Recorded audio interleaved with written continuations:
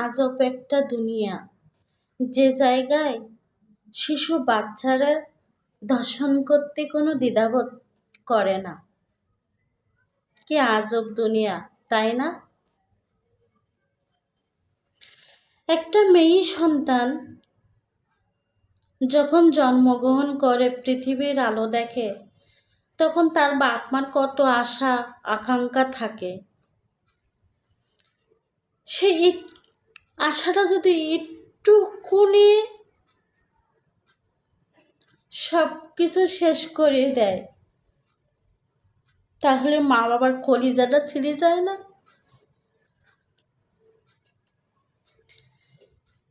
কি একটা আজব দুনিয়া আইলো। ঘরের মানুষের কাছেও একটা মেয়ে সন্তান নিরাপদ না। সে শিশু বাচ্চা। এখন শিশু 7 বছর হোক, 8 বছর হোক, এটা সে তো বাচ্চা। স্কুলেও কোনো নিরাপদ নাই, খেলাধুলা বাইরে করার জন্য তাও কোনো নিরাপদ নাই, ঘরে তাও কোনো নিরাপদ নাই। শুধু মেয়েরা। মেয়ে হয়ে জন্ম নেওয়া কি পাপ ছিল? যদি তাই না হবে, তাহলে এত অত্যাচার কেন মেয়েদের? কেন?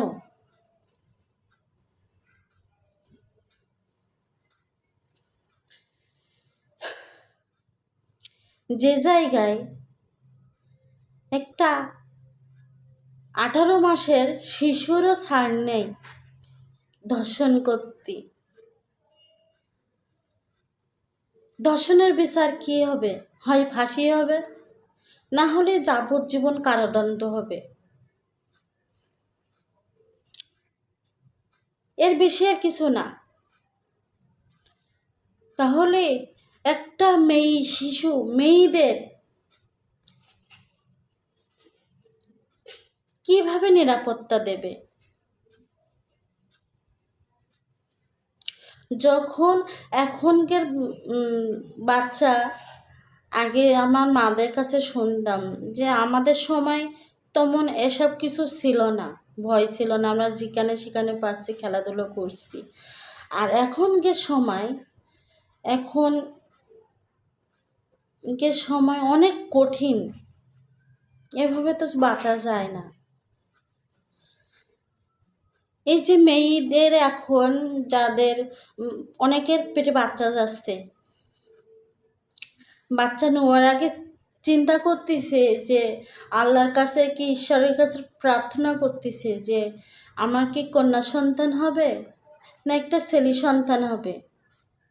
আল্লাহর কাছে প্রার্থনা করতেছে, যদি ছেলে সন্তান হবে শুনতেছে, তাহলে কি দুনিয়ার মুখ দেখবে?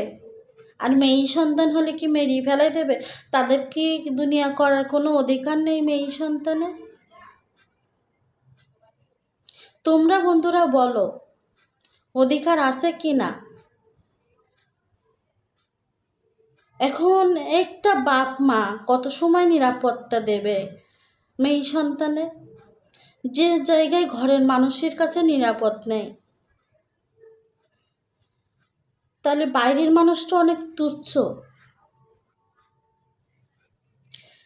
একটা 18 মাসের শিশু,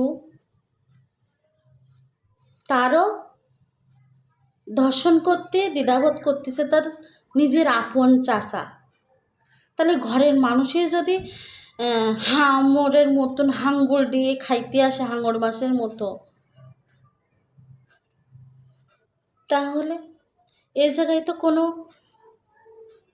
অধিকার নেই মেয়ে সন্তান হয়ে বেঁচে থাকার।